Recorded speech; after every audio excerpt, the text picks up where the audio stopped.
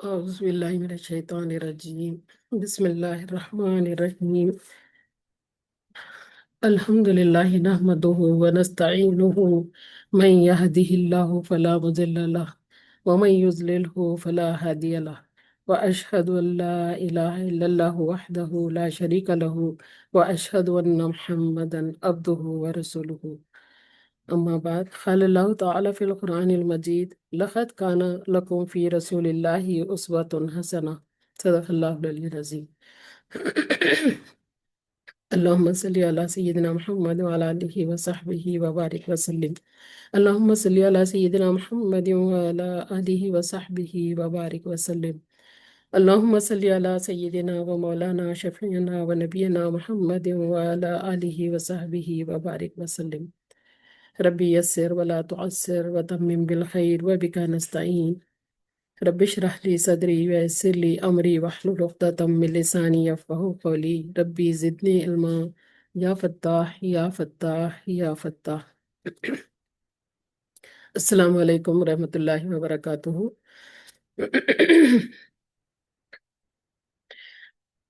اللہ رب العزت کا بے انتہا فضل و کرم اور احسان عظیم ہے کہ آج پھر ہمیں خاتم الانبیاء تاجدار مدینہ رحمت دو عالم صلی اللہ علیہ وسلم سے اپنے خیالات میں، تصورات میں اور احساسات کے ساتھ قریب ہونے کا موقع عنایت فرمایا. الحمدللہ ثم الحمدللہ. میری محترم بہنوں، ابھی اس پروگرام کے جو 9 دن بچے ہیں تو اس میں ہمیں بہت بڑا سفر طے کرنا ہے. ابھی ہم مکی زندگی میں ہیں اور ہجرت مدینہ منورہ کے قریب پہنچ چکے ہیں. ہجرت کے بعد جو 10 سالوں میں شریعت کے احکامات کا ایک بڑا حصہ نازل ہوا ہے، تو حضور اقدس صلی اللہ علیہ وسلم کی عملی زندگی جو محفوظ ہوئی وہ ان 10 سالوں میں سب سے زیادہ محفوظ کی گئی. سفر اور حضر، جنگ اور امن، خوشی اور غم، اور ان سب کے مسائل جو بھی نظر آ رہے ہیں تو وہ ان 10 سالوں میں نازل بھی ہوئے، مدون بھی ہوئے اور عمل میں بھی آئے اور محفوظ ہو کر ہم تک پہنچے ہیں. تو یہ 10 سال کہنے کے لیے تو 10 سال ہیں، لیکن برکت کے لحاظ سے بہت طویل ہے. اس کے مسائل، اس کے شب و روز بہت طویل ہیں.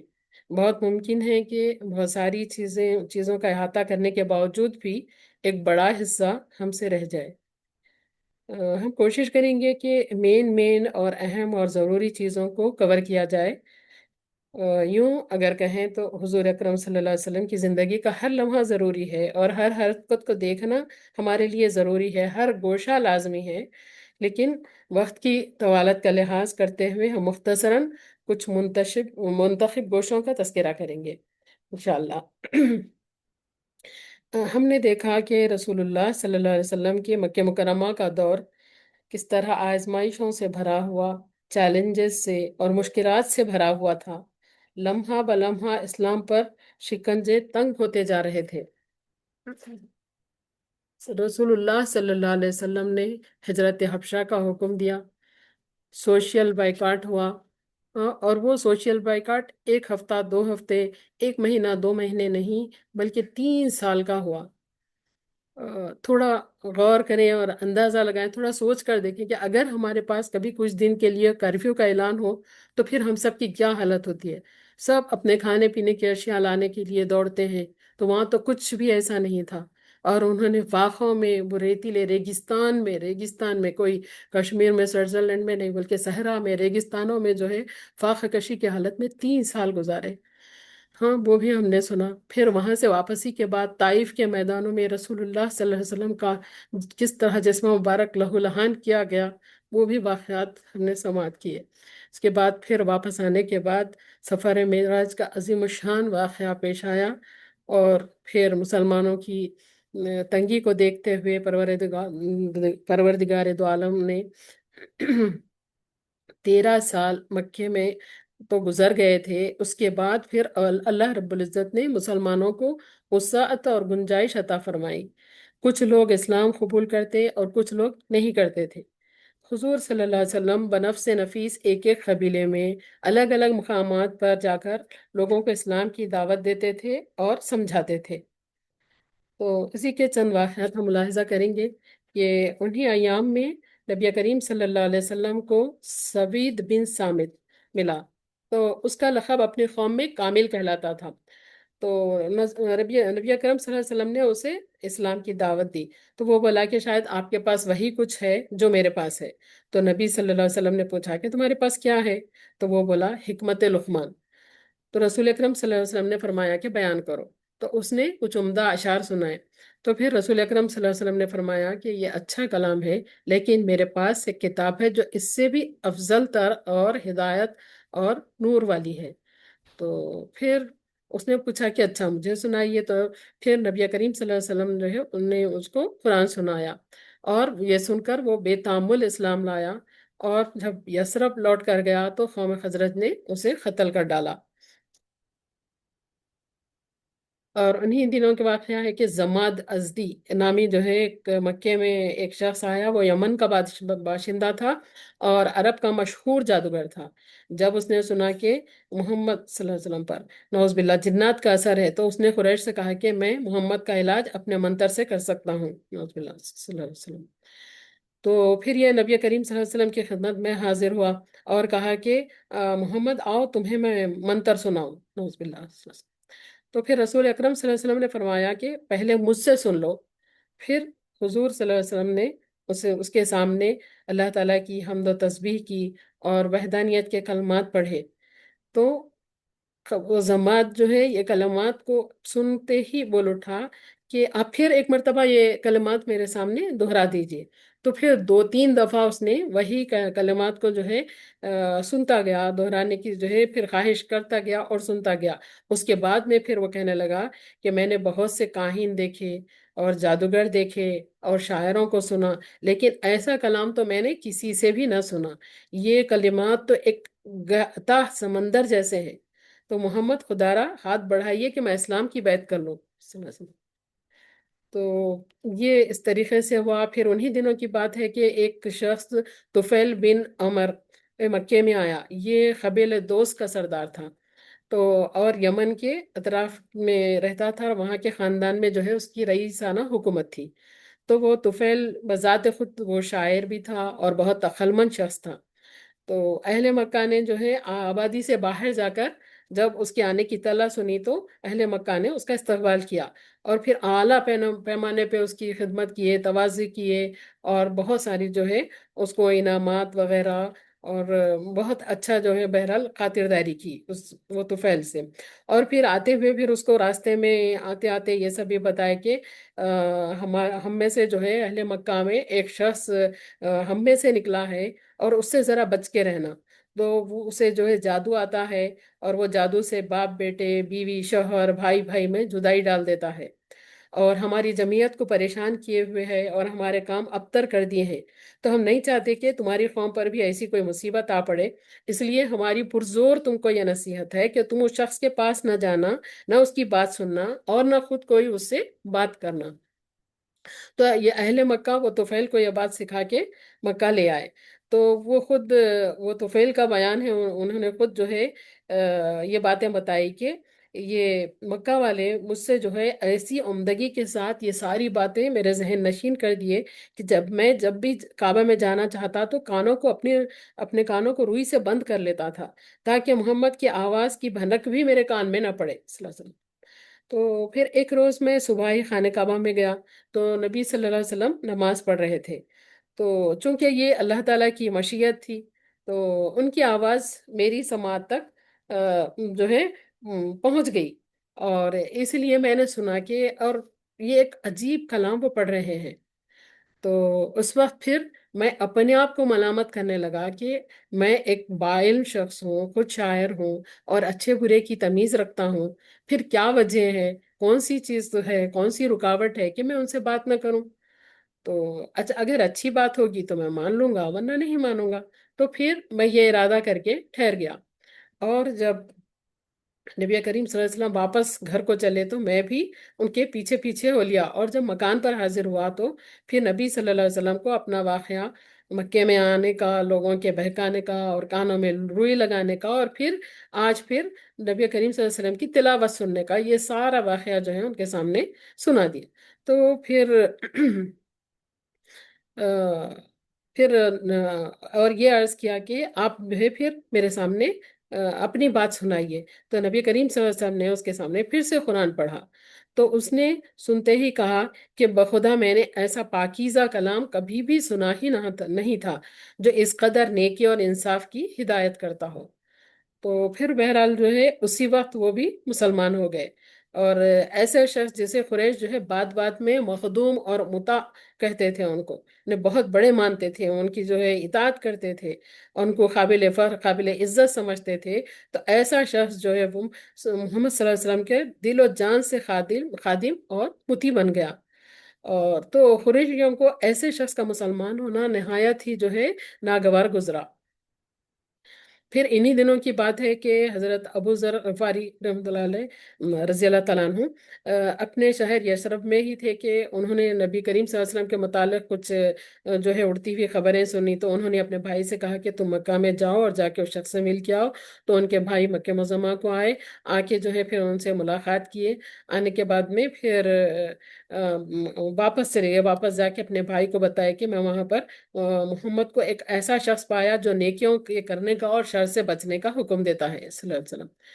تو ابو ذر بولے کہ رضی اللہ عنہ اتنی سی بات سے مجھے کچھ بھی تسلی نہیں ہوتی، بلکہ پھر خود آخر جو ہے پیدل چلتے ہوئے مکہ مکرمہ کو پہنچ گئے پھر۔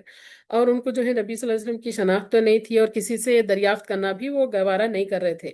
تو زمزم کا پانی پی پی کر ہی کعبے میں وہ لیٹے رہے۔ تو حضرت علی رضی اللہ تعالیٰ عنہ آئے، انہوں نے پاس ہو کر کھڑے ہو کے کہا کہ یہ تو کوئی مسافر معلوم ہوتا ہے۔ تو بولے کہ ہاں۔ تو پھر علی رضی اللہ تعالیٰ عنہ نے فرمایا کہ اچھا تم میرے ساتھ چلو۔ یہ رات بھر وہیں رہے، اور نہ حضرت علی نے ان سے کچھ پوچھا اور نہ حضرت ابو ذر رضی اللہ عنہ نے ان سے کچھ کہا۔ صبح ہوئی تو پھر وہ ابو ذر پھر کعبے میں آ گئے، اور دل میں جو ہے حضور صلی اللہ علیہ وسلم کی تلاش تھی، مگر کسی سے بھی دریافت نہیں کرتے تھے۔ تو پھر دوسری مرتبہ حضرت علی رضی اللہ تعالیٰ عنہ وہاں پر پہنچے، تو انہوں نے فرمایا کہ شاید تمہیں ابھی تک اپنا ٹھکانہ نہیں ملا۔ تو انہوں نے کہا کہ ہاں۔ تو پھر علی رضی اللہ تعالیٰ عنہ نے ان کو اپنے ساتھ لے گئے۔ پھر اب انہوں نے پوچھا کہ آخر تم کون ہو اور کیوں یہاں پر آئے ہو؟ تو ابو ذر رضی اللہ عنہ نے کہا کہ اگر راز رکھو تو میں بتا دیتا ہوں۔ تو پھر حضرت علی نے ان سے وعدہ کیا۔ تو ابو ذر نے کہا کہ میں نے سنا ہے کہ اس شہر میں ایک شخص ہے جو اپنے کو نبی اللہ بتاتا ہے۔ میں نے اپنے بھائی کو بھیجا تھا کہ وہ یہاں سے کچھ تسلی بخش بات لے کے واپس آئے، تو لیکن اس سے مجھے کچھ تسلی بخش بات حاصل نہیں ہوئی، تو اسی لیے میں خود ان کی تلاش میں آیا ہوں۔ تو پھر حضرت علی رضی اللہ عنہ نے کہا کہ تم خوب آئے اور خوب ہوا کہ مجھ سے ملے۔ دیکھو میں انہی کی خدمت میں جا رہا ہوں، تم بھی میرے ساتھ چلو، اور میں اندر جا کر دیکھوں گا۔ اگر اس وقت جو ہے ملنا مناسب نہیں ہوگا تو میں دیوار سے لگ کر جو ہے کھڑا ہو جاؤں گا، گویا کہ جیسے جوتا درست کر رہا ہوں۔ بہرحال جو ہے پھر ابو ذر رضی اللہ تعالیٰ عنہ حضرت علی رضی اللہ عنہ کے ساتھ خدمت نبی صلی اللہ علیہ وسلم میں پہنچے۔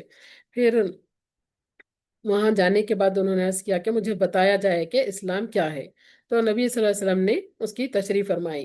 تو پھر ابو ذر رضی اللہ تعالیٰ عنہ سے نبی صلی اللہ علیہ وسلم نے فرمایا کہ تم ابھی اس بات کو چھپائے رکھو اور اپنے وطن کو چلے جاؤ، جب تمہیں ہماری آمد کی خبر مل جائے تو تب آ جانا۔ تو حضرت ابو ذر بولے بخدا میں تو ان دشمنوں میں اعلان کر کے ہی جاؤں گا۔ تو اب ابو ذر کعبے کی طرف آئے، قریش جمع تھے، انہوں نے سب کو سنا کر بآواز سے بلند کلمہ شہادت پڑھی۔ تو قریش نے کہا اس بے دین کو مارو۔ تو لوگوں نے مار ڈالنے کے لیے مجھے مارنا شروع کیا۔ تو اتنے میں حضرت عباس آ گئے، انہوں نے مجھے جھک کر دیکھا، کہا کمبختو یہ تو قبیلہ غفار کا آدمی ہے جہاں تم تجارت کو جاتے ہو اور کھجوروں وغیرہ لاتے ہو۔ تو یہ سن کر لوگ دور ہٹ گئے۔ اور پھر دوسرا دن آیا، دوسرے دن پھر ابو ذر نے سب کو سنا کر کعبے کے سامنے کلمہ پڑھا، تو پھر لوگوں نے ان کو مارنا شروع کیا، اور پھر حضرت عباس بیچ میں آ کر انہوں نے چھڑایا، اور پھر یہ اپنے وطن کو واپس چلے آئے۔ اس کے بعد پھر ہوتی ہے بیعت عقبہ اور اشاعت اسلام، یہ جو ہے نبوت کے 11ویں سال، یہ ایک حج کے موسم کا، حج کے دنوں کا ذکر ہے کہ رسول اللہ صلی اللہ علیہ وسلم نے رات کی تاریکی میں شہر مکہ سے چند میل دور ایک مقام ہے، عقبہ اس کا نام ہے، وہاں پر لوگوں کے باتیں کرنے کی آواز سنی۔ تو اس پر نبی کریم صلی اللہ علیہ وسلم وہاں لوگوں کے پاس پہنچے، تو یہاں پر جو ہے یہ 6 آدمی تھے، وہ یثرب سے آئے تھے۔ تو ان کے سامنے رسول اللہ صلی اللہ علیہ وسلم نے اللہ تعالیٰ کی عظمت اور جلال کا بیان شروع کیا، اور پھر ان کی محبت کو خدا کی محبت کے ساتھ گرمایا، بتوں سے ان کو نفرت دلائی، نیکی اور پاکیزگی کی تعلیم دے کر گناہوں سے اور برائیوں سے منع فرمایا، اور پھر قرآن کی تلاوت فرما کر ان لوگوں کی دلوں کو روشن فرمایا۔ تو یہ لوگ اگرچہ بت پرست تھے، لیکن پھر انہوں نے اپنے شہر کے یہودیوں کو یہ بار بار ذکر کرتے ہوئے سنا تھا کہ ایک نبی عنقریب ظاہر ہونے والا ہے۔ تو اس تعلیم سے وہ اسی وقت ایمان لائے، یہ نبی کریم صلی اللہ علیہ وسلم کا جو بیان سنے، جو دعوت سنے، تو چونکہ ان کو پہلے سے بات معلوم تھی، اسی لیے جو ہے نبی کریم صلی اللہ علیہ وسلم کی باتیں سن کر وہ فوراً ایمان لائے، اور پھر جب وہ اپنے وطن کو لوٹے تو پھر دین حق کے سچے دائی بن کر اپنے وطن کو گئے۔ اور وہ وطن جانے کے بعد پھر وہ ہر ایک کو خوشخبری سناتے تھے کہ وہ نبی جس کا تمام عالم کو انتظار تھا وہ آ گیا، اور ہمارے کانوں نے اس کا کلام سنا، ہماری آنکھوں نے اس کا دیدار کیا، اور اس نے ہم کو اس زندہ رہنے والے خدا سے ملا دیا ہے کہ دنیا کی زندگی اور موت سب اسی کے سامنے، سب اس کے سامنے ہیچ ہے۔ تو بہرحال ان لوگوں کی یہ بشارتیں لے جانے کا نتیجہ ہوا کہ وہ یثرب کے گھر گھر میں حضور صلی اللہ علیہ وسلم کا ذکر ہونے لگا، اور اگلے سال یعنی نبوت کے 12ویں سال میں یثرب کے باشندے مکے میں حاضر ہوئے، اور پھر نبی کریم صلی اللہ علیہ وسلم کے فیضان سے دولت ایمان انہوں نے حاصل کیا۔ تو ان لوگوں میں جو ہے ان لوگوں نے جو باتوں پر نبی صلی اللہ علیہ وسلم سے بیعت کی تھی، ایمان بھی لا لیے، اور نبی کریم صلی اللہ علیہ وسلم کے ہاتھوں پہ بیعت بھی کیے وہ لوگ۔ تو ان لوگوں نے جن جن چیزوں پہ بیعت کی تھی، تو اس میں ہے کہ پہلی بات یہ ہے کہ ہم خدا واحد کی عبادت کیا کریں گے اور کسی کو اس کا شریک نہیں بنائیں گے، اور دوسرا سیکنڈ پوائنٹ ہے کہ ہم چوری اور زنا نہیں کریں گے، اور تھرڈ پوائنٹ ہے کہ ہم اپنی اولاد یعنی لڑکیوں کو قتل نہیں کریں گے، اور تیسری بات یہ ہے کہ ہم کسی پر جھوٹی تہمت نہیں لگائیں گے، اور نہ کسی کی چغلی کیا کریں گے، اور پانچواں یہ نکتہ تھا اس میں کہ ہم نبی صلی اللہ علیہ وسلم کی اطاعت ہر ایک معاملے میں کیا کریں گے۔ یہ صحیح بخاری کی ایک روایت ہے۔ تو پھر جب یہ لوگ واپس جانے لگے تو حضور صلی اللہ علیہ وسلم نے ان کی تعلیم کے لیے، جب یہ لوگ عقبہ سے جانے لگے تو اب ان کو تعلیم دینے کے لیے نبی کریم صلی اللہ علیہ وسلم حضرت مصعب بن عمیر کو ان کے ساتھ کر دیے۔ یہ مصعب بن عمیر جو ہے بہت ہی امیر گھرانے کے بہت لاڈلے بیٹے تھے۔ جب وہ گھوڑے پر سوار ہو کے نکلتے تو آگے پیچھے ان کے کئی غلام چلا کرتے تھے، اور ان کے کبھی بھی ان کے جسم پر کوئی کم قیمت کا جو ہے کپڑا نہیں ہوتا تھا، بہت قیمتی کپڑے پہنا کرتے تھے، بہت قیمتی عطر لگایا کرتے تھے، بہرحال بہت ہی زیادہ دولت مند تھے۔ لیکن جب انہوں نے اسلام قبول کیا تو پھر ان کی ماں نے ان کو گھر سے نکال دیا، اور وہ جو ہے پھر ہر ایک کھانے کے لیے، کپڑے کے لیے، ہر ہر چیز کے لیے وہ محتاج ہو گئے، لیکن جو ہے وہ اپنی ماں کو اور یہ عیش و آرام کو چھوڑنا پسند کیا، لیکن اپنے یہ جو اسلام کے طفیل جو بھی ان کو روحانی عیش، روحانی لذت جو حاصل ہو رہی تھی، تو اس کو چھوڑنا انہوں نے بالکل پسند نہیں کیا۔ تو بہرحال جو ہے یہ حضرت مصعب بن عمیر رضی اللہ تعالیٰ عنہ کو حضور کریم صلی اللہ علیہ وسلم یہ جو ہے پھر وہاں پر ان لوگوں کے ساتھ بھیج دیے، وہ جہاں کے جو ہے وہاں پر اسلام کی تبلیغ کرتے تھے، اور تو یہ جب تبلیغ کرتے تھے تو ان کی حالت یہ تھی کہ ان کے وہ دنوں میں ان کے کندھے پر صرف کمبل کا جو ہے ایک چھوٹا سا ٹکڑا ہوتا تھا، ہاں، کہاں وہ قیمتی پوشاک اور کہاں یہ کمبل کا ٹکڑا، تو ایک چھوٹا سا قیمتی ٹکڑا وہ معمولی اس کا کمبل کا ٹکڑا ہوتا تھا، جس کو وہ پھر سامنے کی طرف سے کانٹوں سے اٹکا لیتے تھے، اس کو کانٹے لگا کے رکھتے تھے۔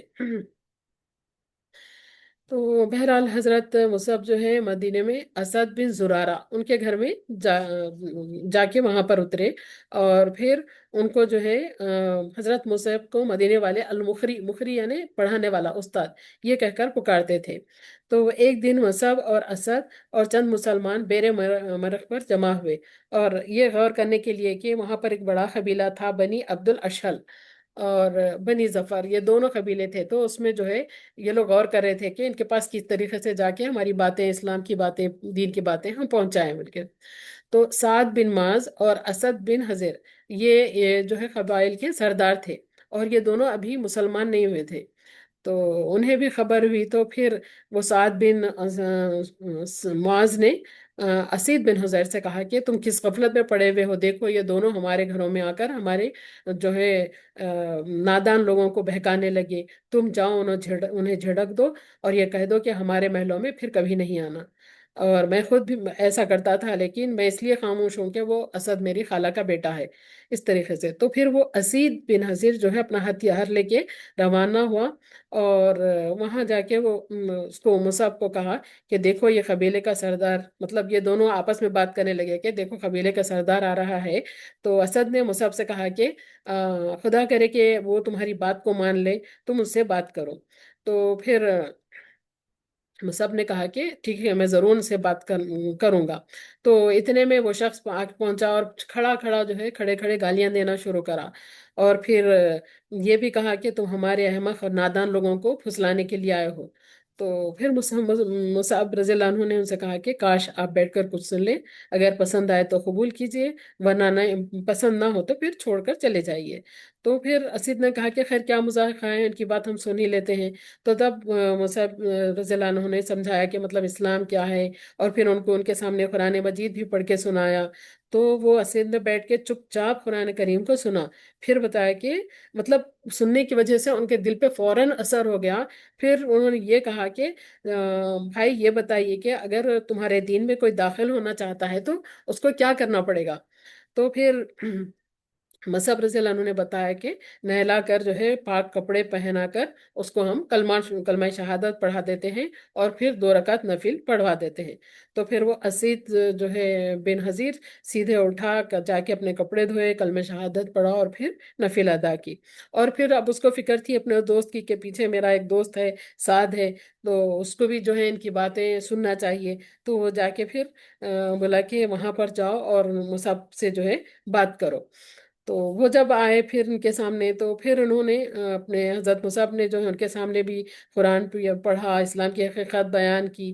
تو یہ ساتھ بھی وہی سوال کیے جو ان کے دوست نے سوال کیا تھا۔ بہرحال جو ہے پھر ان کا بھی دل جو ہے اس کی طرف مائل ہو گیا، اور وہ بھی اٹھ کے نہا دھو کے کپڑے پہن کے آئے۔ تو پھر ان کو بھی کلمہ پڑھایا گیا، اور انہوں نے بھی نفل نماز ادا کی۔ تو پھر اب یہ سعد بن معاذ یہ رضی اللہ عنہ جو کلمہ انہوں نے پڑھا تھا، تو اب ان کو اپنے مجلس میں واپس جاتے جاتے ہی جو ہے پھر ایک فکر شروع ہو گئی کہ ارے میں جب اسلام قبول کر لیا ہوں، اور جب کہ میں نے اتنی اچھی بات سنی ہے، تو پھر اپنے قبیلے والوں کو کیوں محروم رکھوں؟ تو جاتے جاتے انہوں نے کیا کیا، اپنے قبیلے والوں کو پکار پکار کے کہنے لگا کہ اے بنی عبد الاشہل، تم لوگوں کی میرے بارے میں کیا رائے ہے؟ تو سب نے کہا کہ تم ہمارے سردار ہو، تمہاری رائے اور تمہاری تلاش ہم سب میں بہتر اور اعلیٰ ہی ہوتی ہے۔ تو پھر سعد رضی اللہ عنہ بولے کہ سنو، خواہ کوئی مرد ہو یا عورت، میں اس سے بات کرنا حرام سمجھتا ہوں جب تک کہ وہ اللہ اور اس کے رسول پر ایمان نہ لائے۔ تو حضرت سعد کے ایسا کہنے کا تمام بنی عبد الاشہل ان کے اوپر جو ہے اتنا اثر ہوا، اتنا گہرا اثر ہوا کہ پھر شام تک کوئی بھی مرد اور عورت کوئی بھی اسلام سے خالی نہ رہے، اور تمام کے تمام قبیلہ جو ہے والے ایک ہی دن میں مسلمان ہو گئے۔ سبحان اللہ۔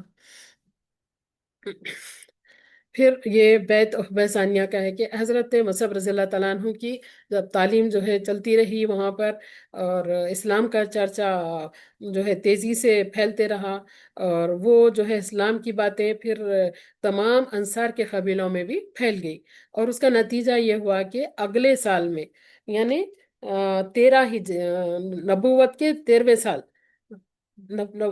نبوت کے 13ویں سال میں، تو وہاں ان کی مذہب کی جو ہے باتوں سے، ان کی تبلیغ سے متاثر ہو کے 73 مرد اور 2 عورتیں، جملہ ہاں 75 لوگ جو ہے پھر یہ قافلے میں پورے مل کے آئے، پھر اسی مطلب حج کے دنوں میں، اور جو ہے پھر وہیں پر آئے جہاں پر جو ہے یہ عقبہ کے مقام پہ جہاں پہ پہلے لوگ آئے تھے قافلے والے، تو پھر وہ بھی وہاں پر آئے۔ تو اور پھر یہ قافلے کے یہ لوگ جو آئے یہاں پر، تو ان کو تمام یثرب والے جو جن لوگوں نے بھی اسلام قبول کیا تھا، تو ان لوگوں کے ساتھ یہ بات جو ہے، یہ ان لوگوں کو جو ہے کہہ کے بھیجائے وہ کہ تم وہاں پر جانا، ایمان لانے کے ساتھ ساتھ جو ہے پھر رسول اللہ صلی اللہ علیہ وسلم کو اپنے شہر میں آنے کی دعوت دینا، اور پھر نبی صلی اللہ علیہ وسلم سے اس کی منظوری حاصل کر کے آنا۔ تو یہ بات بتا کے وہ لوگ جو ہے ان کو جو ہے وہ قافلے کو روانہ کیے تھے۔ تو پھر بہرحال یہ اچھے سیدھے سادے راست باز لوگوں کا گروہ جو ہے پھر اسی وہ متبرک مقام پہ اقبا کے جو ہے جمع وہاں، جہاں 2 سال پہلے سے لوگ آ رہے تھے اور حضور صلی اللہ علیہ وسلم سے مل رہے تھے، تو بہرحال وہ حاضر ہوئے اور رات کی تاریکی میں یہ گروہ بھی وہاں پہ پہنچ گیا۔ اور پھر اللہ تعالیٰ کے جو ہے اپنے اللہ کے حبیب اور اپنے انہوں صلی اللہ علیہ وسلم بھی اپنے چچا عباس، یہ حضرت عباس ابھی جو ہے اسلام نہیں لائے تھے، ہاں صرف جو ہے حضور صلی اللہ علیہ وسلم کے ساتھ بہت انہوں بھی محبت رکھتے تھے اور ان کا خیال رکھتے تھے۔ تو اسی لیے جو ہے وہ ان کے ساتھ وہاں پر آئے، اخبا کے مقام پر آئے، حضرت عباس اور رسول کریم صلی اللہ علیہ وسلم دونوں مل کے اقبا کے مقام پر ان لوگوں سے ملاقات کے لیے آئے۔ آنے کے بعد میں پھر حضرت عباس جو ہے ان لوگوں سے بات کرنا شروع کیا آنے کے بعد میں۔ تو انہوں نے جو ہے ایک خطبے کی طرح ایک تقریر کی ان لوگوں کے سامنے کہ اے خانوادہ خزرج، یہ محمد صلی اللہ علیہ وسلم کو جو بھی درجہ ہمارے پاس حاصل ہے وہ تم لوگوں کو خوب معلوم ہے۔ تو ہم نے ان کی خوبیوں کی بنا پر قوم سے ان کی حفاظت کی، اور وہ اپنی قوم میں معزز ہیں اور اپنے شہر میں محفوظ ہیں۔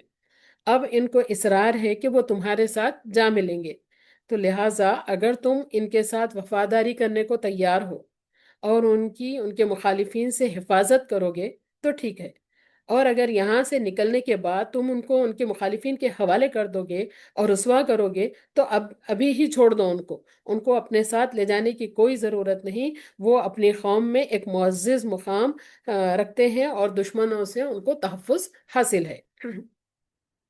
تو یہ سن کر پھر یہ انصار کے لوگوں نے کہا کہ آپ نے جو کچھ کہا ہم نے سنا، اب یا رسول اللہ آپ کہیے۔ تو حضور اکرم صلی اللہ علیہ وسلم نے قرآن مجید کی تلاوت کی، تو اللہ کی طرف دعوت دی اور اسلام لانے کی ترغیب دی، اور اس کے بعد فرمایا کہ ہم تم سے اس بات کی بیعت لینا چاہتے ہیں کہ تم اپنی عورتوں اور بچوں کی طرح ہماری حفاظت کرو گے۔ تو برا بن معرور یہ رضی اللہ تعالیٰ عنہ نے ہاتھ تھاما اور عرض کیا کہ اس ذات کی قسم جس نے آپ کو نبی بنایا ہے، ہم ضرور آپ کی اپنے بچوں کی طرح حفاظت کریں گے اور دفاع کریں گے، تو ہمیں بیعت کر لیجئے، خدا کی قسم ہم جنگجو ہیں اور مسلح ہیں، اور یہ چیز ہم کو وراثت میں ملی ہے۔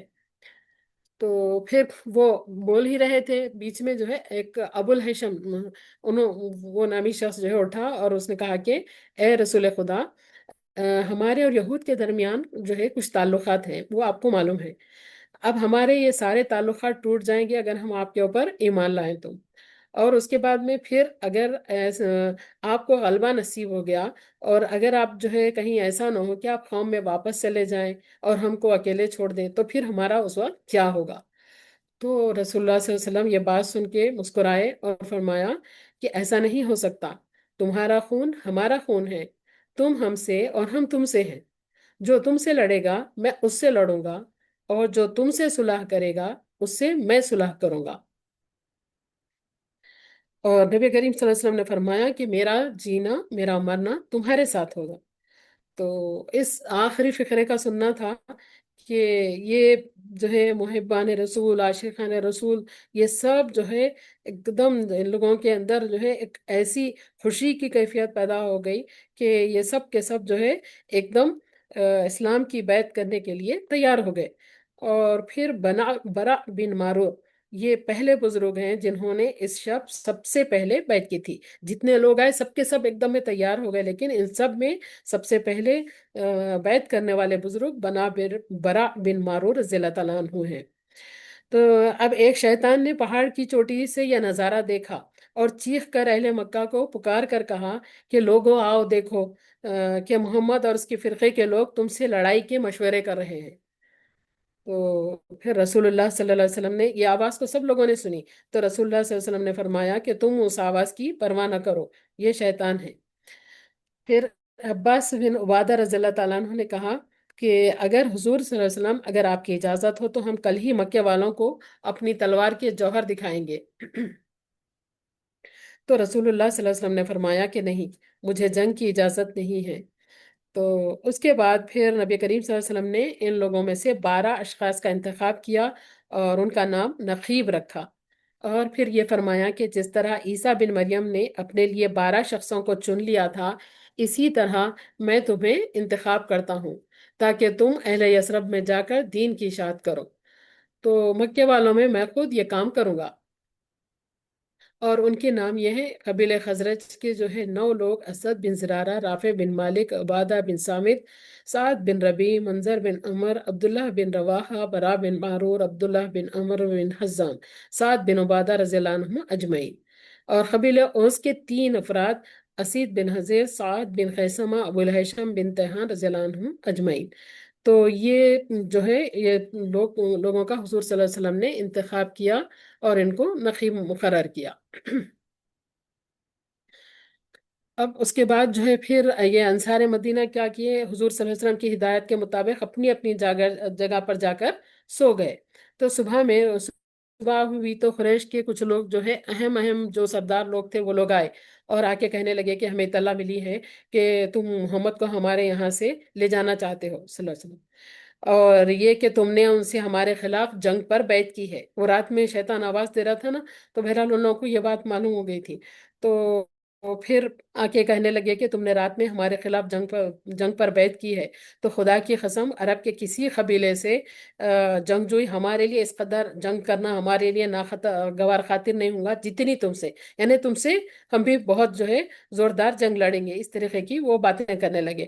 تو پھر اہل مدینہ ان کے اندر جو مشرکین بھی تھے وہ اٹھے اور قسم کھا کھا کے وہ لوگ ان لوگوں کو یقین دلائے کہ نہیں نہیں ایسی کوئی بات نہیں ہے۔ تو پھر لیکن لوگوں میں جو ہے یہ مسئلہ مستقل ایک موضوع بحث بنا ہوا رہا۔ پھر اور تمام اہل مکہ کو یہ اطلاع مل گئی یہ چیز کی، اور پھر انہوں نے مسلمانوں کی تلاش شروع کر دی۔ تو مکے کے قریب میں ایک جگہ ازاخر ہے، وہاں پر حضرت سعد بن عبادہ رضی اللہ عنہ اور منظر بن عمر رضی اللہ عنہ سے ان لوگوں کی ملاقات ہوئی اہل مکہ کی۔ تو یہ دونوں بھی بیعت ہونے والوں میں شامل تھے۔ تو اور حضور صلی اللہ علیہ وسلم کی طرف سے یہ نقیب بھی مقرر کیے گئے تھے، یہ دونوں سعد بن عبادہ اور منظر بن عمر۔ تو پھر وہ لوگ اہل مکہ جو ہے منظر کو گرفت کر لیے، مگر سعد جو ہے ان کی پکڑ میں نہیں آ سکے۔ تو پھر نہیں نہیں، منظر بچ گئے ان کی گرفت سے، اور وہ لوگ جو ہے حضرت سعد کو اپنی گرفت میں لے لے کے ان کی گردن کو جو ہے ان کے ہاتھوں کو گردن سے لگا کے باندھ دیے اور مارتے پیٹتے ہوئے سر کے بال نوچتے کھینچتے ہوئے مکہ مکرمہ کو لائے۔ تو پھر یہاں پر تک کہ مطلب ان کے اوپر اتنا مار پیٹ ظلم کر رہے تھے، جب وہ مکے میں پہنچے تو جبیر بن مطعم اور حارث بن حرم، تو یہ دونوں جوان تھے اور جو ہے یہ لوگ تجارتی تعلقات تھے۔ وہ جب یثرب کو جاتے تھے تو پھر یہ سعد بن یہ عبادہ جو ہے ان کی مدد کرتے تھے۔ تو یہ 2 اشخاص آئے، آ کے جو ہے پھر ان کو یہ اہل مکہ سے جو ان کے اوپر ظلم کر رہے تھے ان لوگوں سے ہٹا لیے اور جو ہے ان سے بچا لیے۔ پھر اس اخوہ ثانیہ اس کی بیعت کے بعد میں نبی کریم صلی اللہ علیہ وسلم نے یہ مسلمانوں کو جو ہے جو بھی مکے سے ابھی باہر نہیں گئے تھے ان لوگوں کو اجازت دی کہ جن کے اوپر جو ہے اگر کہ وہ بھی ہجرت کر کے جا سکتے ہیں۔ تو اب ان لوگوں کے اوپر بھی اتنے ظلم و ستم ہونے لگے تھے کہ اب ان کا اپنا پیارا وطن کیا ہو گیا، ایک آگ کا پہاڑ بن گیا تھا۔ تو اب وہ لوگ پھر اس موقع کو غنیمت جانے اور پھر جو ہے جانے کی وہ لوگ بھی تیاری کرنے لگے۔ تو اب ان جانے والوں کو جو ہے اپنا گھر بار اور دوست اقارب، بھائی باپ یا بیوی بچے، ان لوگوں کو چھوڑنے کا اتنا غم نہیں تھا، ان لوگوں کو بالکل بھی غم نہیں تھا، بلکہ خوشی یہ تھی ان لوگوں کو کہ وہ جو ہے پھر وہ یثرب جا کے خدا واحد کی جو ہے عبادت کریں گے اور ان کو عبادت کی بھی پوری پوری آزادی ملیں گی۔ یہ ان لوگوں کے جو ہے ایمان کی کیفیت تھی، اور یہ جو ہے ان کی خوشی کا عالم تھا کہ ہم کو جو ہے کم از کم اس جگہ سے چھٹکارا مل رہا ہے۔ تو حضرت صہیب رومی رضی اللہ عنہ جب ہجرت کر کے جانے لگے تو کفار نے ان کو گھیر لیا اور کہا کہ صہیب، جب تو مکے میں آیا تھا تو مفلس اور خلاش تھا، یہاں ٹھہر کر تو نے ہزاروں روپے کمائے، اب یہاں سے جاتا ہے اور چاہتا ہے کہ سب مال و زر اپنے ساتھ لے کے جائے، تو یہ تو کبھی ہم ہونے نہیں دیں گے۔ تو حضرت صہیب نے کہا کہ اچھا، اگر میں اپنا ساروں مال و متاع تمہیں دے دوں اور تو کیا تم مجھے جانے کی اجازت دو گے؟ تو پھر قریش بولے کہ ہاں ہاں۔ تو پھر حضرت صہیب رضی اللہ تعالیٰ عنہ نے سارا مال انہیں دے دیا اور وہ پھر یثرب کو روانہ ہو گئے۔ تو نبی صلی اللہ علیہ وسلم نے یہ قصہ سن کر فرمایا کہ اس سودے میں صہیب کے لیے نفع ہے، انہوں نے اس میں نفع کمایا ہے۔ دنیاوی مال اس کے اوپر آخرت کو انہوں نے ترجیح دی۔ اس مال و مال کی، رشتہ داری کی کوئی جو ہے ان کے پاس سب کوئی قدر نہیں تھی آخرت کے سامنے، نبی کی محبت کے سامنے، اللہ تعالیٰ کی محبت کے سامنے۔ تو یہ سب کا سب چھوڑ دے کے وہ آگے بڑھ گئے۔ اور اسی طرح حضرت ام سلمہ رضی اللہ تعالیٰ عنہ وہ کہتی ہیں کہ میرے شوہر ابو سلمہ نے ہجرت کا ارادہ کیا تو مجھے اونٹ پر چڑھایا، میری گود میں میرا بچہ تھا سلمہ۔ جب ہم چل پڑے تو بنو مغیرہ نے آ کر ابو سلمہ رضی اللہ عنہ کو گھیر لیا اور کہا کہ تو جا سکتا ہے مگر ہم لڑکی کو نہیں لے جا سکتا، ہماری لڑکی کو نہیں لے جا سکتا۔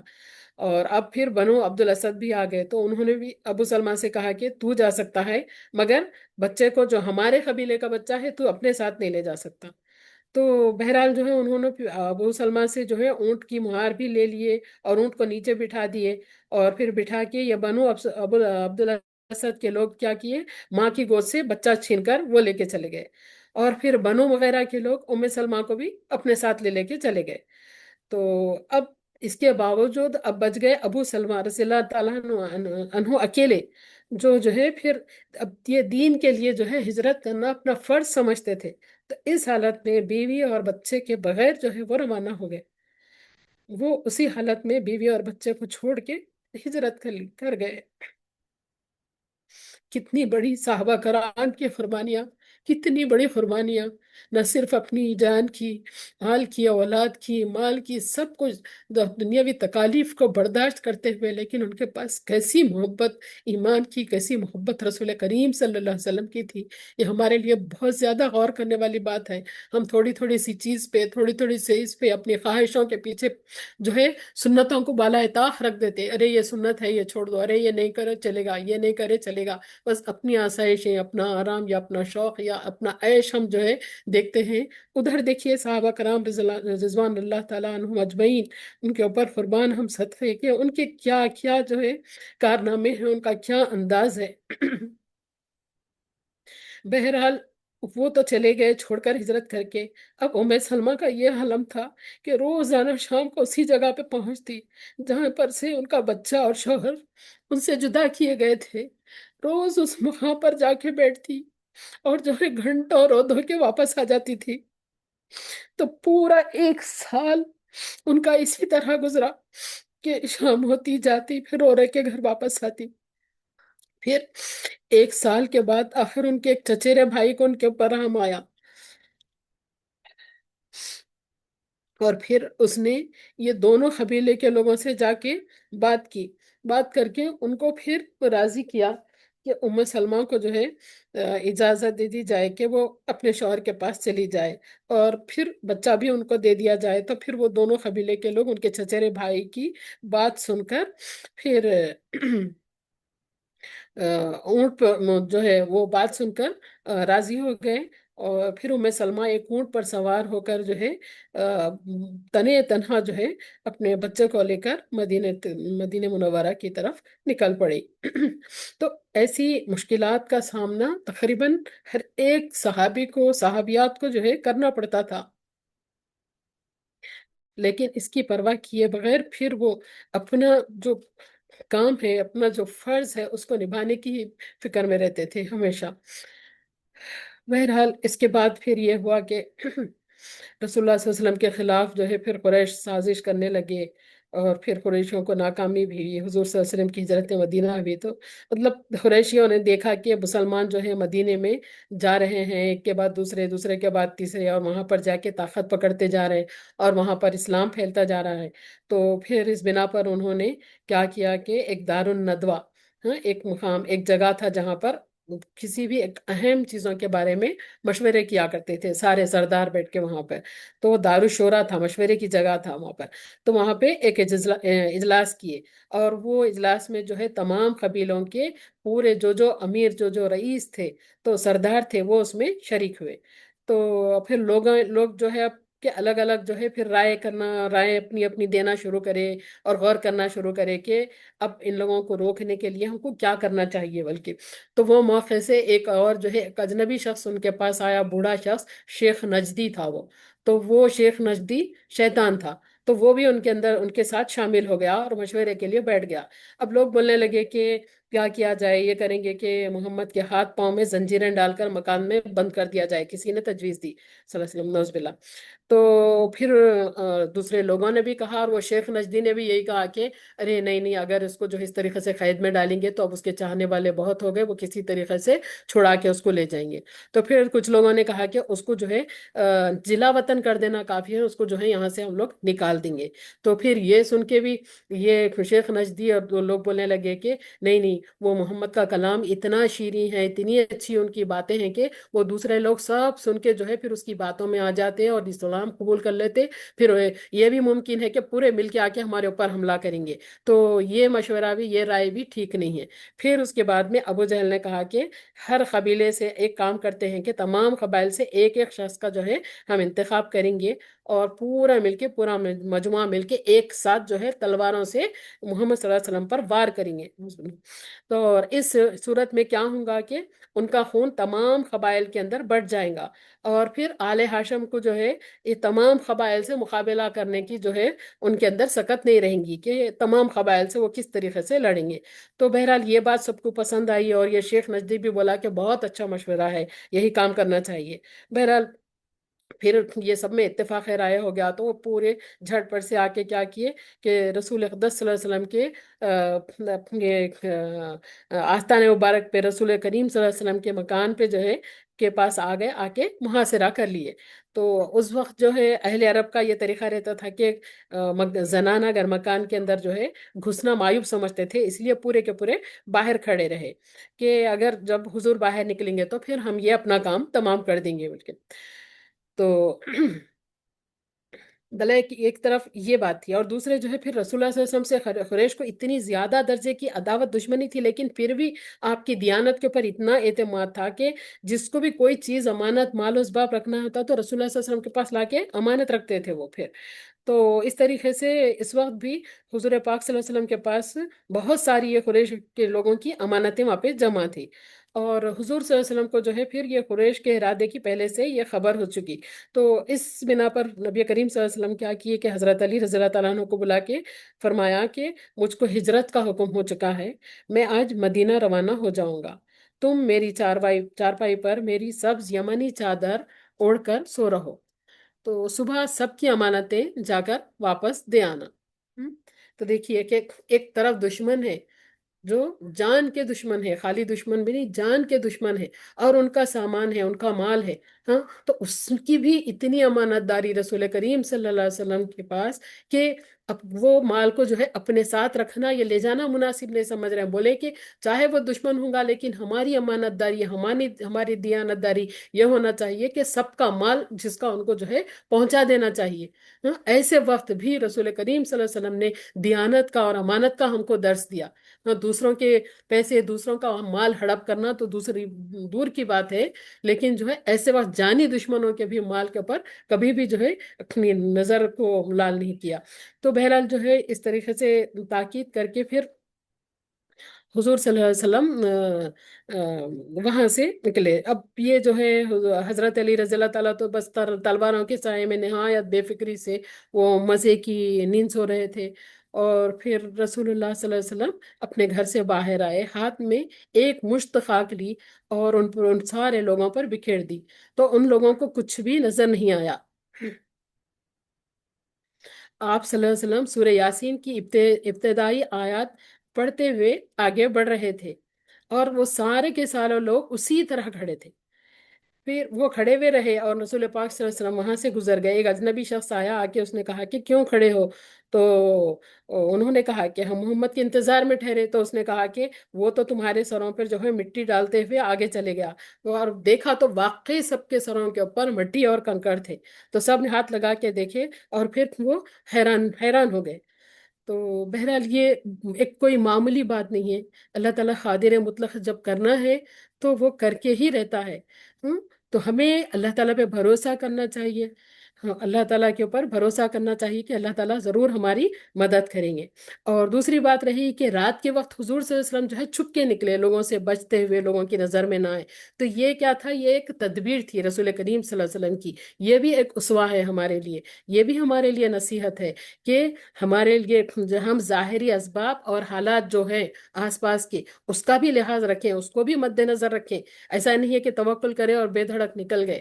ہاں، جو بھی ظاہری اسباب ہے اس کو اپنائیں اور حالات کو مد نظر رکھتے ہوئے حکمت کے ساتھ، تدبیر کے ساتھ جو ہے ہم آگے بڑھیں. یہ تدبیر اور حکمت کو کبھی بھی اپنے ہاتھ سے ایک مومن کو نہیں چھوڑنا چاہیے. ہاں.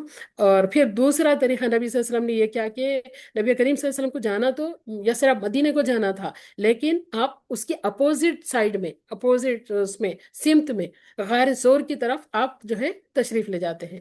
تو یہ بھی تدبیر ہے کہ مطلب یہ تدبیر تھی کہ یہ دشمن کو جو ہے آسانی سے دشمن آپ کا پتہ نہ پا سکے.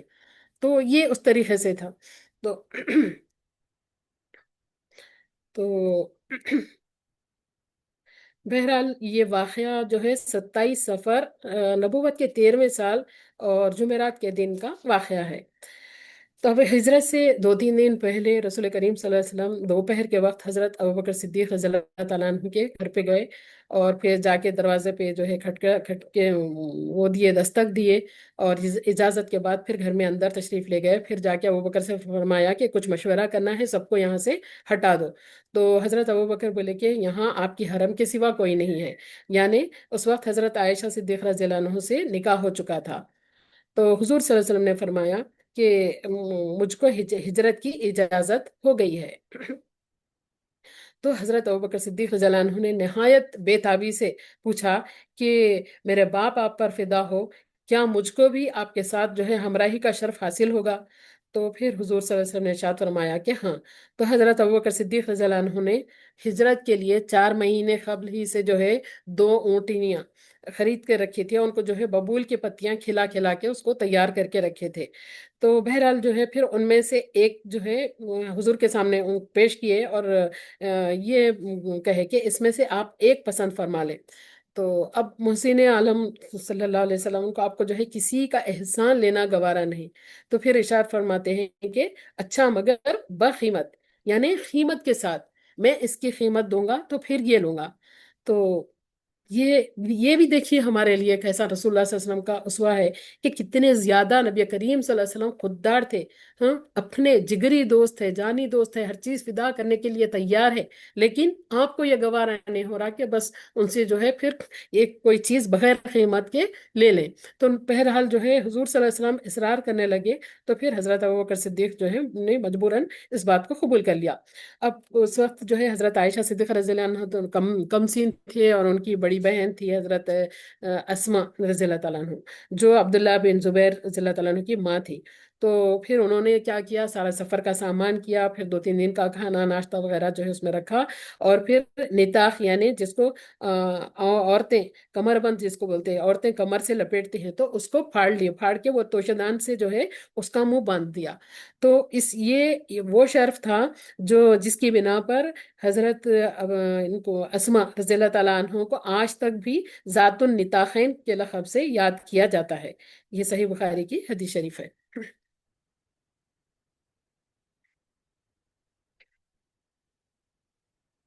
بہرحال اس کے بعد پھر رسول کریم صلی اللہ علیہ وسلم نے جو ہے کعبے پر نکلتے ہوئے کعبے پہ جو ہے وداعی اور حسرت بھری نگاہ ڈالی اور فرمایا کہ مکہ اللہ کی قسم، تو اللہ کی زمین میں سب سے بہتر ہے، اور مجھے تو ساری زمین سے زیادہ محبوب ہے. اگر مجھ کو تجھ سے نہیں نکالا جاتا تو میں یہاں سے نہ جاتا. حضور نے فرمایا کہ واللہ انکا لخیر ارض اللہ و احب ارض اللہ الیہ ولولا انی اخرجت من کی ما خرجت، یہاں سے مجھے اگر نہیں نکالا جاتا تو میں یہاں سے نہیں جاتا۔ تو بہرحال پھر شب کی تاریکی میں دونوں یہ بزرگ حضرات جو ہے نکل پڑے۔ مکے سے 4-5 میل کے فاصلے پر کوہ سور ہے اور اس کی چڑھائی سر توڑ ہے۔ تو اس دن کے آج بھی ایک 95% لوگ بھی جو ہے جرت نہیں کرتے کہ اس کے اوپر چڑھ کر جائیں، اتنا اونچا پہاڑ، اور راستہ بھی جو ہے سخت پتھریلا سنگلاخ تھا، نوکیلے پتھر تھے، تو جو نبی کریم صلی اللہ علیہ وسلم کے پائے مبارک کو جو ہے زخمی کر رہے تھے وہ، اور ٹھوکر لگنے سے بھی پھر ان سے تکلیف ہو رہی تھی۔ تو حضرت ابوبکر صدیق رضی اللہ تعالیٰ عنہ نے جو ہے حضور پاک صلی اللہ علیہ وسلم کو اپنے کندھوں پر اٹھا لیا، اور پھر غار تک وہاں پر دونوں پہنچ گئے۔ اور پھر حضرت ابوبکر صدیق رضی اللہ عنہ نے نبی کریم صلی اللہ علیہ وسلم کو وہاں پر باہر ٹھہرایا، خود اندر جا کر غار کو صاف کیا، اور اپنے بدن کے کپڑے پھاڑ کر غار کے روزن یعنی غار کے جو سوراخ رہتے غار کے اندر، تو ان جو ہے سوراخوں کو بند کیا۔ اس کے بعد پھر عرض کیا کہ حضور صلی اللہ علیہ وسلم آپ اندر تشریف لائیں۔ صبح ہوئی تو پھر حضرت علی ادھر جو ہے حسب معمول جو ہے اپنے خواب سے بیدار ہوئے۔ قریش نے پھر جا کے قریب ان کو پہچان لیا، کہ پھر ان سے پوچھنے لگے کہ بتاؤ محمد کدھر ہے؟ تو حضرت علی نے جواب دیا کہ مجھے کیا خبر، کیا میرا پہرا تھا؟ تو پھر لوگ جو ہے حضرت علی کو چھوڑ دیے، اور جو ہے غصے اور ندامت سے جو ہے پھر حضرت علی کے اوپر جو ہے وہ لوگ وار کرنے لگے، اور پھر مارتے پیٹتے ہوئے خانہ کعبہ تک لائے، پھر تھوڑی دیر قید میں رکھنے کے بعد ان کو چھوڑ دیے۔ اور حضرت علی خود جو ہے 2-3 دن مکے میں رہے، اور لوگوں کی ساری جو ہے امانتیں لوٹانے کے بعد وہاں سے وہ روانہ ہوئے۔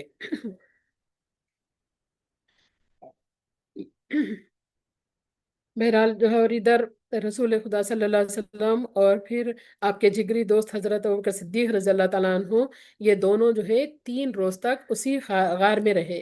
حضرت ابوبکر صدیق رضی اللہ عنہ کے بیٹے عبداللہ جو نوخیز جوان تھے، یہ روزانہ جو ہے شام میں غار میں آتے ساتھ میں، اور آ کے ساتھ میں سوتے تھے، اور صبح صبح اندھیرے جو ہے شہر کو چلے جاتے تھے، اور دن میں جا کے جو ہے پتہ لگاتے تھے کہ قریش جو ہے کیا کیا مشورے کر رہے ہیں، اور کوئی خبر ملتی تو آ کے پھر یہ دونوں کو جو ہے وہ خبر سناتے تھے۔ اور پھر ایک حضرت ابوبکر رضی اللہ عنہ کا غلام تھا، تو وہ رات دیر گئے جو ہے بکریاں چراتے ہوئے یہاں پر پہنچ جاتا تھا، اور پھر حضور صلی اللہ علیہ وسلم کو حضرت ابوبکر صدیق رضی اللہ تعالیٰ عنہ کو جو ہے وہ دودھ نکال کر دیتا تھا، تو یہی دودھ دونوں نوش فرماتے تھے۔ تو اور 3 دن تک ان لوگوں کی صرف یہی غذا تھی۔ یہ صحیح بخاری کی حدیث شریف ہے۔ ادھر قریش اب حضور صلی اللہ علیہ وسلم کے وہاں پر تو نہیں ملے، نبی کریم صلی اللہ علیہ وسلم اپنے بستر مبارک پہ، تو اب تلاش میں نکل گئے، اور پھر ڈھونڈتے ڈھونڈتے ہر جگہ آدمیوں کو دوڑائے، ہر ایک راستے پہ پہنچ گئے، اور پھر ڈھونڈتے ڈھونڈتے ایک بعض گروہ جو ہے غار کے دہانے تک بھی آ گئے بعض لوگ۔ تو ان کی آہٹ پا کر پھر حضرت ابوبکر صدیق رضی اللہ تعالیٰ عنہ کیا خوف زدہ ہوئے، اور حضور صلی اللہ علیہ وسلم سے عرض کی کہ اب دشمن اس قدر قریب آ گئے کہ اگر اپنے قدم پر ان کی نظر پڑ جائے تو ہمیں دیکھ لیں گے۔ ہاں، تو ادھر اللہ تعالیٰ کی قدرت دیکھیے کہ مکڑی کا جالا، جو دنیا کی کمزور ترین چیزوں میں جس کا شمار ہوتا، کمزور ترین چیز کی مثال دینے کے لیے جو ہے مکڑی کے جالے کا نام لیا جاتا، تو وہ اللہ کے حکم سے کیا ہوا، مکڑی نے غار کے اوپر جالا تان دیا، اور پھر وہ ایک کمزور ترین جالا دنیا کی طاقتور ترین حفاظت کا حصار بن گیا۔ ہاں، سبحان اللہ، اللہ تعالیٰ کو اگر کام لینا ہے تو کیسے کیسے چیزوں سے جو ہے اللہ تعالیٰ کام لیتے ہیں۔ ہاں، اور جو ہے یہ دنیا جو ہے اسباب کے سوا کچھ بھی نہیں ہے، مسبب الاسباب اللہ تعالیٰ ہیں، تو مسبب الاسباب ایک مکڑی کے جالے سے بھی جو ہے طاقتور کام لے سکتے ہیں۔ اللہ تعالیٰ جو چاہے جو ہے اللہ تعالیٰ کام لے سکتے ہیں۔ اللہ تعالیٰ کی نصرت، اللہ تعالیٰ کے خزانوں میں کوئی کمی نہیں ہے، کمی ہمارے عقائد میں، ہمارے جو ہے یقین میں ہے، جس کی وجہ سے ہمارے کام جو ہے رکے ہوئے ہوتے ہیں، رکاوٹ ہم میں ہے، ہمارے ایمان و یقین کی کمی ہے۔ تو یہ اور جو ہے یہ سارے واقعات ہم کو یہی درس دیتے کہ ہم اپنے ایمان کو مضبوط کریں، اللہ تعالیٰ پر یقین اور توکل کو بڑھائیں، تو ضرور ہم کو کامیابی ملے گی۔ تو بہرحال جب حضرت ابوبکر صدیق رضی اللہ تعالیٰ عنہ خوف زدہ ہوئے اور یہ کہنے لگے کہ دشمن قریب آ گئے، ہم کو دیکھ لیں تو پھر کیا ہوگا، تو اس وقت حضور صلی اللہ علیہ وسلم نے فرمایا کہ لا تحزن ان اللہ معنا، کہ گھبراؤ نہیں، اللہ ہمارے ساتھ ہے، گھبراؤ نہیں، اللہ ہم دونوں کے ساتھ ہے، اللہ تعالیٰ ہمارے ساتھ ہے۔ تو یہ معرفت کا، تصوف کا سب سے بڑا سبق ہے، یہ سبق سب سے بڑا ہے کہ اللہ ہمارے ساتھ ہے۔ جب یہ کیفیت ہے کہ اللہ ہمارے ساتھ ہے تو پھر کیا ہے، سارے خوف و غم انسان کے ختم ہو جاتے ہیں۔ تو پھر اور یہ حضور صلی اللہ علیہ وسلم کی یہ بات اللہ تعالیٰ کو اتنی پسند آئی کہ اس کو جو ہے قرآن مجید کا ایک حصہ بنا دیا، اور پھر اللہ تعالیٰ نے فرمایا کہ نبی کے اس قول کے بعد اللہ تعالیٰ نے حضرت ابوبکر صدیق رضی اللہ عنہ کے دل کو تسلی اور سکون عطا فرمایا۔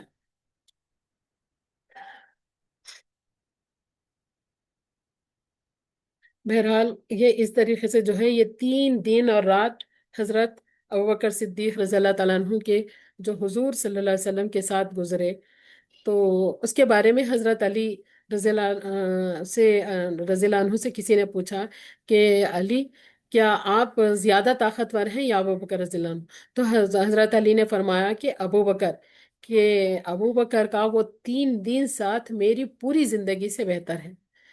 تو اندازہ لگائیے کہ مطلب خاتم الانبیاء سرکار دو عالم صلی اللہ علیہ وسلم کی حفاظت کی پوری ذمہ داری لیے ہوئے ہے، ہاں، پوری کائنات میں دین پھیلنا ہے، قرآن نازل ہونا ہے، تو بتائیے کہ کیا دباؤ اور کیا ذمہ داری سیدنا ابوبکر صدیق رضی اللہ تعالیٰ عنہ کے اوپر تھی۔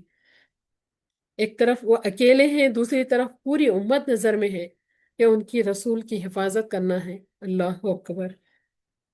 تو حضرت عمر رضی اللہ عنہ نے فرمایا کہ اس کا مفہوم ہے کہ اگر ابوبکر صدیق رضی اللہ تعالیٰ عنہ کے جو ہے یہ 3 دن ان کے سامنے میری زندگی کی ساری زندگی کی نیکیاں ایک طرف رکھی جائیں، اور ابوبکر صدیق رضی اللہ تعالیٰ عنہ کے زندگی کے یہ 3 دن جس میں حضور کی رفاقت ان کو حاصل ہوئی وہ ایک طرف رکھے جائیں، تو وہ زیادہ وزنی ہوں گے، اور یہ اگر مجھے مل جائیں پوری میری زندگی کے بدلے تو یہ میری بڑی کامیابی ہوگی۔ سبحان اللہ۔ بہرحال صدیق اکبر رضی اللہ تعالیٰ عنہ تو کیا کہنے، ان کا مقام اور مرتبہ کہ ان کی وجہ سے خیر الہی اور جو ہے عرش الہی پر جو ہے اللہ تعالیٰ کا خیر جو قیامت کے دن ہونے والا ہے، قیامت کے دن خیر والا عالم رہے گا، تو حضور اقدس صلی اللہ علیہ وسلم حضرت ابوبکر صدیق رضی اللہ عنہ کو اللہ تعالیٰ کے سامنے بھیجیں گے، اس کی وجہ سے اللہ تعالیٰ کا خیر و جلال بھی تھم جائے گا۔ تو یہ ہے حضرت ابوبکر صدیق رضی اللہ تعالیٰ عنہ۔ اللہ تعالیٰ جزائے خیر عطا فرمائے سب کو۔ بہرحال پھر چوتھے دن آپ دونوں غار سے نکلے، اور ایک جو ہے راستہ دکھانے کے لیے ایک آدمی کا انتخاب کیا تھا کچھ اجرت دے کے، تو یہ بھی دیکھیے اسباب بھی اختیار کر رہے، اور وہ راستہ دکھانے والا کافر شخص تھا، لیکن وہ جو ہے اچھا راستہ بتاتا تھا۔ تو پھر ایک دن رات چلنے کے بعد میں پھر تھوڑی دور پہنچ گئے، پہنچنے کے بعد میں پھر رسول اللہ صلی اللہ علیہ وسلم کو جو ہے وہ دیکھے کہ تھوڑا تھکان محسوس ہو رہی ہے، تو حضرت ابوبکر صدیق رضی اللہ تعالیٰ عنہ جو ہے کوئی ایک درخت کے نیچے جا کے زمین کو صاف کیے، وہاں پر رسول کریم صلی اللہ علیہ وسلم کو آرام کرنے کے لیے لٹا دیے، اور پھر جو ہے باہر کئی بکریاں جا رہے تھے تو پھر وہاں سے دودھ لائے اور حضور صلی اللہ علیہ وسلم کے سامنے پیش کیا اور ان کو نوش کرنے دیے۔ تو پھر حضور صلی اللہ علیہ وسلم نے پوچھا کہ کیا ابھی چلنے کا وقت نہیں آیا؟ تو جو ہے سورج ڈھل چکا تھا، پھر اس کے بعد دونوں پھر وہاں سے روانہ ہوئے۔ اب ادھر کیا ہوا کہ یہ قریش کے لوگوں نے جو ہے اب ایک اشتہار دے دیا۔ اب پہلے ڈھونڈتے ڈھونڈتے تھک گئے کہ حضور صلی اللہ علیہ وسلم جو ہے کہیں پر ان کو ان کا پتہ نہیں لگا، تو ان لوگوں نے اشتہار دے دیا کہ جو کوئی محمد کو یا ابوبکر کو گرفتار کر کے لائے گا صلی اللہ علیہ وسلم تو 100 اونٹ کا جو ہے انعام دیا جائے گا۔ تو جب سراخا نے یہ انعام کی بات سنی تو پھر وہ سراخا لالچ میں آ گیا، اور پھر جب جو ہے یہ لوگ نکل رہے تھے تو ایسے وقت جو ہے اس نے دیکھ لیا اور تیز گھوڑا دوڑا کر یہ دونوں حضرات کے قریب آنے لگا سراخا، لیکن قریب آتے ہی اس کے گھوڑے کو ٹھوکر لگ گئی اور وہ نیچے گر گیا۔ نیچے دکھ گیا تو پھر فوراً وہ کیا کیا کہ فال سے جو ہے تیر نکال کے پھر فال دیکھنا شروع کیا، تو اس کو جواب ملا کہ نہیں، تو پھر بھی اس کو جو ہے 100 اونٹ کی جو کا بڑا انعام ملنے والا تھا، اس کی ایسی لالچ تھی کہ اس کی پرواہ نہیں کر کے پھر سے آگے بڑھنا شروع کرا۔ آگے بڑھا تو پھر سے اور جو ہے وہ ٹھوکر کھایا گھوڑا، اور پھر زمین پہ نیچے گر پڑا، اور پھر اس کے بعد میں پھر تیر دیکھا تو وہی نکلا کہ نہیں، لیکن اس کے لالچ کم نہیں ہو رہی تھی اور آگے بڑھ رہا تھا، تو آگے بڑھنے لگا، پھر دیکھا کہ حضور صلی اللہ علیہ وسلم جو ہے قرآن مجید کی تلاوت کر رہے ہیں اور جو ہے اپنے مالک سے لو لگائے ہوئے ہیں، تو پھر اب وہ آگے بڑھنے لگا، تو اب تیسری بار کیا ہوا کہ گھوڑے کے پاؤں گھٹنے تک جو ہے زمین میں دھس گئے، تو اور پھر وہ گھوڑے سے اتر گیا اور اس کی ہمت نہیں ہوئی اب آگے بڑھنے کی، پھر فوراً حضور صلی اللہ علیہ وسلم کے پاس آ کے جو ہے یہ کہنے لگا کہ اس طریقے سے اشتہار قریش کے لوگوں نے دیے تھے، اسی لیے جو ہے میں آیا تھا، لیکن آپ مجھے معاف کریے اور میرے یہ ہدیہ آپ قبول کر لیجئے، اور جو ہے میری معذرت کو قبول کر لیجئے۔ تو پھر حضور صلی اللہ علیہ وسلم جو ہے اس کی معذرت کو قبول کیا، اور پھر صرف یہ اسے فرمایا کہ ٹھیک ہے، لیکن تم جو ہے ہمارا نشان اور جو ہے ہمارا پتہ چھپائے رکھنا، جا کے لوگوں کے سامنے یہ بات نہیں بتانا۔ تو سراخا نے پھر درخواست کی کہ مجھ کو جو ہے ایک امن کی جو ہے تحریر لکھ دیجئے، تو پھر حضرت ابوبکر کے غلام عامر بن فہرہ انہوں نے چمڑے کے ایک ٹکڑے کے اوپر ایک جو ہے فرمان لکھ کے ان کے ہاتھ کو دے دیے، تو پھر اب غار سے نکلے اور اس کے بعد جو ہے پھر حضور صلی اللہ علیہ وسلم کا گزر آگے ہوا، تو وہاں سے جو ہے انشاءاللہ تعالی پھر ہم اگلی نشست میں اس سے آگے بڑھیں گے، ابھی وقت ہو چکا ہے اس لیے میں یہاں پر جو ہے اس کو روکتی ہوں انشاءاللہ۔ وآخر دعوانا الحمد للہ رب العالمین۔ اللہ تعالیٰ جو کچھ بھی سنے ہیں اور سمجھے ہیں، اللہ تعالیٰ اس کو صحیح انداز میں جو ہے ہماری زندگیوں میں لانے کی عمل کی توفیق عطا فرمائے۔ اللہ تعالیٰ ہم سب کو اس چیز کو، اس محفل کو ہماری مغفرت کا ذریعہ بنائے، اور اللہ تعالیٰ اپنے حبیب صلی اللہ علیہ وسلم کی محبت سے ہمارے دلوں کو روشن اور منور فرمائے۔ آمین ثم آمین۔ جزاک اللہ خیرا کثیرا۔ السلام علیکم و رحمۃ اللہ وبرکاتہ۔